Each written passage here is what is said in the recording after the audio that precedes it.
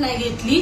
मग त्यानंतर मी माझ्यावरतीच त्या लोकांनी उलटी FIR दाखल खंडणीची केली आणि त्याच्यामध्ये माझी मुलगी माझ्या मुलीचं पण नाव टाकून दिलं आणि तो अर्ज दप्तरी करून टाकला। त्या अर्जासाठी मी सर्वीकडे गृहमंत्रींकडे, ठाण्याचे उपमुख्यमंत्रींकडे, सर्वीकडे मी न्यायासाठी, महिला आयोगांकडे न्यायासाठी फिरते। मला कोणीही थारा दिलेला नाही। आज 6 महिन्यापासून मी फिरते आणि त्यानंतर मला करुणाताई मुंडे हे माझ्यासोबत आहे आणि मला यांनी साथ दिली।